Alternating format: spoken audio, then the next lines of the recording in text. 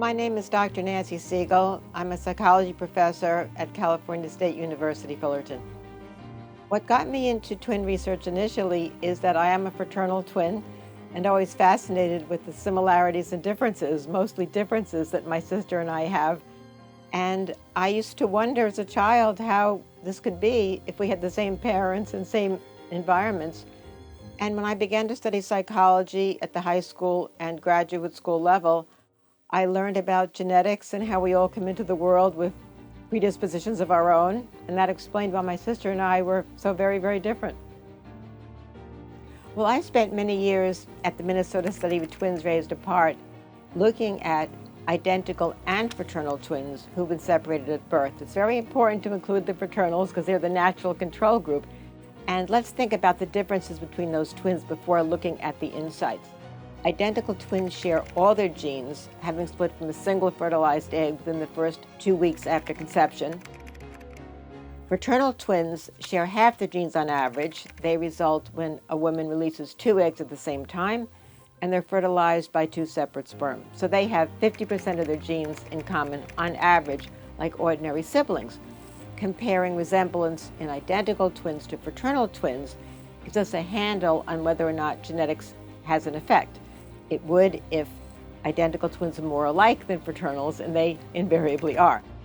Studying twins gives us enormous insights into how we come to be the way that we are. Twin studies are a natural model.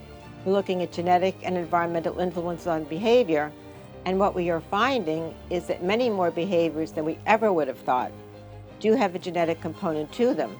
Genetics is not everything, but it does explain a great deal of why we differ one person to another. Well, let's start with looking at genetic influences on physical traits. We find that height and weight have substantial genetic components. We find that general intelligence has a substantial genetic component, a little bit less than some of the physical traits like height and weight and brain waves, but nevertheless a substantial genetic component, as does special mental abilities. And then we drop down a bit when we get to job satisfaction. Probably the most surprising findings in the last 20 years or so have been that things like religiosity, how much you invest in religious activities and interests, and political attitudes and social attitudes have a genetic component to them. It's very important to appreciate that genes do not work in deterministic ways. They work in probabilistic ways. They predispose, but they do not provide the final word. Genes change in expression. Just because you have a gene doesn't mean it will always be expressed. It takes a certain environment to bring that out. We all have genes that will be expressed given a particular environment.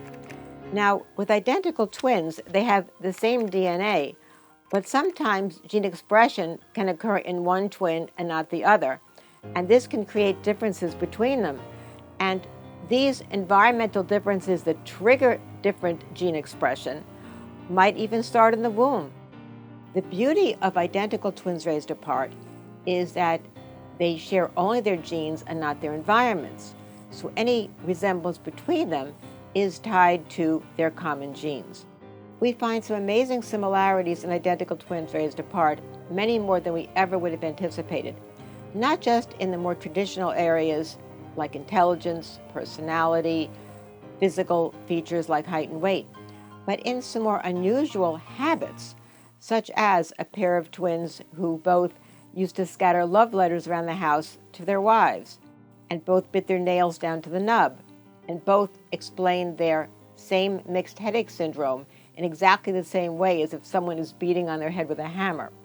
These are very challenging, and you can ask yourself, are they due to just random chance?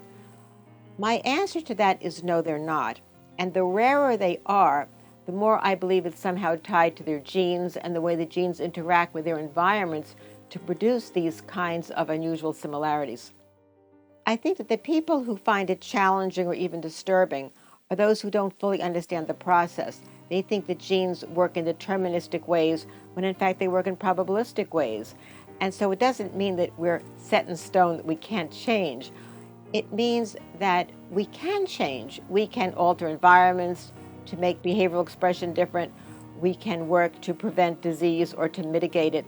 But we can't all be the same.